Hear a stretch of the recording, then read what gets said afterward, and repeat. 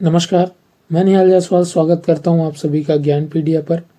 आज की इस वीडियो के अंतर्गत हम छत्तीसगढ़ की कला और संस्कृति से जुड़े हुए महत्वपूर्ण टॉपिक पर बात करेंगे, जिसके अंतर्गत आज हम छत्तीसगढ़ की मटर पराई भित्ति शिल्प कला और बस्तर के ट्राइबल टैटू के बारे में जानेंगे। तो चलिए शुरू करते हैं। मट पराई भित्ति शिल्प कला के बारे में जानते हैं।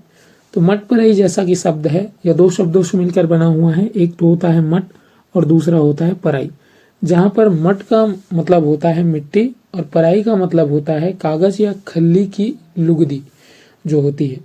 तो मिट्टी और कागज और खल्ली की लुगदी दोनों से मिलकर के जो पदार्थ बना हुआ होता है, उस पदार्थ के द्वारा इस शिल्प कला को या इस कलाकृति को बनाया जाता है। यह एक विशेष प्रकार की कलाकृति होती है। जैसा कि आप लोग को चित्र में दिख रहा होगा, यहाँ पर जो चित्र ये बनाया गया है या जो ये कलाकृति बनाई गई है, इसे ही मट पराई भित्ति शिल्प कला के नाम से जाना जाता है। इस शिल्प कला के अंतर्गत मिट्टी और पराई दोनों को आपस में सड़ा करके उसको एक मिश्रित पदार्थ बनाया जाता है और इस मिश्रित पदार्थ को फिर कलाकृति के रूप में उकेर कर जो कलाकार होते हैं वो इसका निर्माण करते हैं। यह छत्तीसगढ़ की प्राचीन कलाओं में से एक है, जैसे यहाँ के बड़े बुजुर्ग जो थे वो बनाया करते थे। अभी वर्तमान में ये कलाकृति जो है वो विलुप्ति के कगार पर आ गई है। अभी हाल ही में राज्योत्सव के दौरान यहाँ के स्टॉल लगाए गए, जिसमें कलाकार जो थे अभिषेक सपन के द्वारा इस स्टॉल को लगाया गया था और इसे संरक्षित करने का कार्य इनके द्वारा भी छत्तीसगढ़ में किया जा रहा है। ये इन्होंने बी किया हुआ है और इस कला को लेकर के वह रोजगार के नए साधन या रोजगार के अवसर तलाशने में जुटे हुए हैं। अब बात करते हैं बस्तर के ट्राइबल टैटू के बारे में। हाल ही में हुए राज्योत्सव में बस्तर ट्राइबल टैटू नाम से एक स्टॉल लगाया गया था। ये वास्तव में छत्तीसगढ़ के युवाओं के द्वारा छत्तीसगढ़ की कला संस्कृति जो गोदना परंपरा होती है उसको कला के रूप में प्रचारित किया जा रहा है। इसी गोदना कला का ही यह आधुनिक रूप है, जिसे टैटू के नाम से जाना जाता है। गोदना जो होता है उसको छत्तीसगढ़ के जो आंचलिक लोग हैं वो शरीर के विभिन्न भागों में विभिन्न प्रकार की आकृतियां बनवाते हैं और इसीलिए यह विभिन्न प्रकार की आकृतियों बनाने की जो लोक चित्र शैली है उसे ही गोदना कहा जाता है।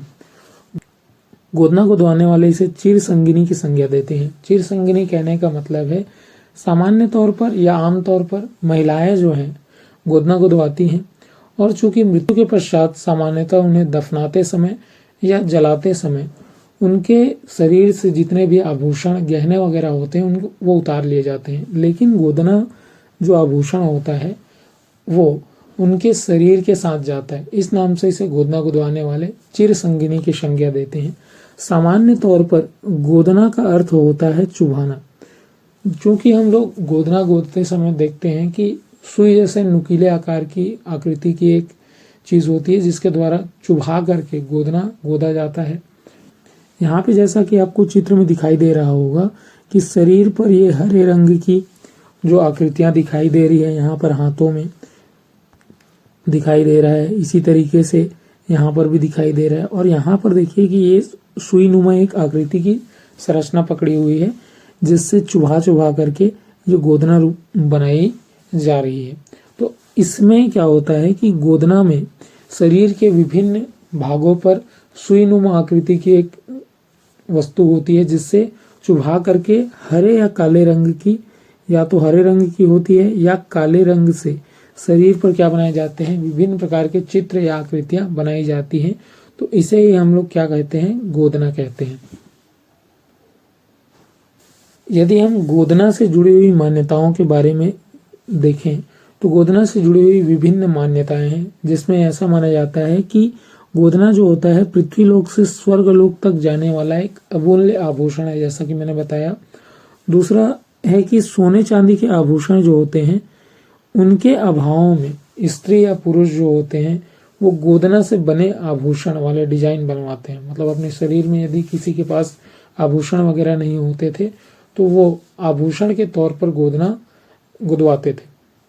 इसके अलावा एक मान्यता ये भी है कि प्राकृतिक आपदाओं में जो बिजली वाला होता है कि बिजली गिरने, तो बिजली गिरने से बचने के लिए यहाँ के जो जनजाति लोग थे वो अपने बच्चों के चेहरे पर या कुछ विशेष स्थानों पर गोदना गुदवाते थे। तो इससे जुड़ी हुई बहुत सारी भ्रांतियां हैं, मान्यताएं भी हैं, कई धार्मिक मान्यताएं भी हैं।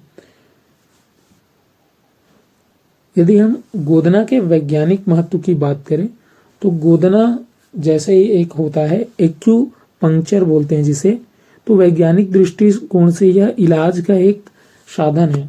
सामान्यतः गोदना गोदते समय सुई चुभोकर उसमें काले या नीले रंग का लेप लगाकर गोदना की कलाकृतियां बनाई जाती हैं। एक्यूपंक्चर जो प्रणाली होती है उसमें यदि शरीर के किसी भाग में दर्द है तो उससे राहत दिलाने के लिए चिकित्सक के द्वारा शरीर के विभिन्न भागों में सुई के द्वारा चुभा करके इलाज किया जाता है। ये मुख्य रूप से जो प्रक्रिया है वो चीन के ग्रंथों में इसके संबंध में जानकारी मिलती है। तो गोदना एक तरह से इसी एक्यूपंक्चर जो प्रणाली होती है चिकित्सा के क्षेत्र में उस पर ये कार्य करता है। छत्तीसगढ़ में गोदना से संबंधित अन्य महत्वपूर्ण तथ्यों के बारे में, तो अन्य महत्वपूर्ण तथ्यों में है कि गोदना गुदाने का कार्य करती हैं बंजारा, देवार, कंजर और ओझा जनजाति। तो इसके संबंध में आप याद रख सकते हैं कि गोदना गोदने वाला एक बंजारा था जो देवताओं की पूजा किया करता था और उसके लिए पूजा करने के लिए वो झाड़ू का प्रयोग करता था। तो यहाँ पर याद रखेंगे कि बंजारा जो होता है वो घूमने वाला, तब गोदना गोदने का काम करने वाला कौन था? बंजारा था। वो देवताओं की पूजा किया करता था और झाड़ू से, तो झाड़ू से याद रखेंगे झा से ओझा, और एक याद रख लेंगे कंजर। इसी तरीके से बैगा जनजाति जो होती है वो सर्वाधिक गोदना प्रिय जनजाति मानी जाती है। मतलब बैगा जनजाति गोदना जो होता है उसको प्रिय मानती है। इसके अलावा सर्वाधिक गोदना गोदाने वाली जनजाति की बात करें तो कमार जनजाति को माना जाता है। और विभिन्न क्षेत्रों में देखा जाता है कि जो गोदना गुदवाने की प्रक्रिया के बाद जो वनवासी स्त्रियां होती हैं वो गोदना के ऊपर अंडी तेल और हल्दी का बना हुआ जो लेप होता है उसको लगाती हैं। आशा करता हूं कि आपको हमारे द्वारा दी गई जानकारियां पसंद आई होंगी।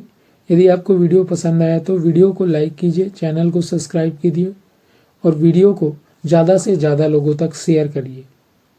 धन्यवाद।